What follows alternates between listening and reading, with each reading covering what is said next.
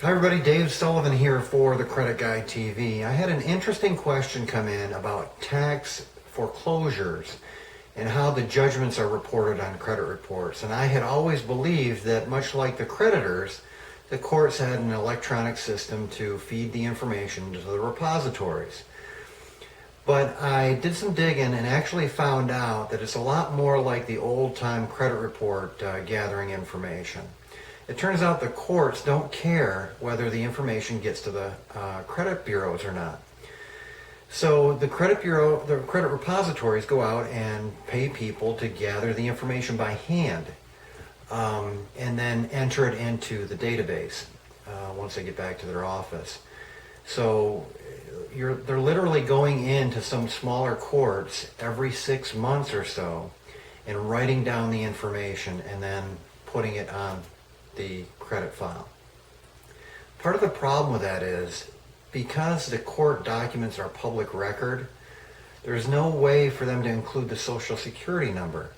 So they're going off the name and the address to tie that to the repository file.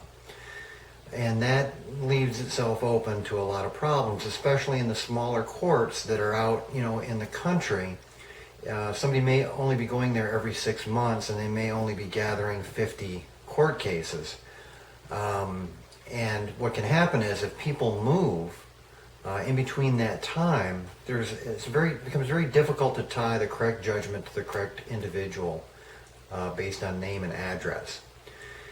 So a lot of people who are landlords and get judgments against the landlords, they frequently ask me about, well, how does this actually get on the credit report or not? Because they're seeing hit or miss results after they get a judgment. And I can tell you, if you're at a larger metropolitan area, more than likely it's going to get on there in time and correctly. But there's a lot of room for errors. So I just found that interesting, that it was very much like the old time, back 50, 60, 70 years ago. How we gather the credit information is still the way we get the information for the public record portion of the credit report. All right, so that's Dave Sullivan with the Credit Guy TV. So with a little bit of me, we're going to change the credit industry. Thank you.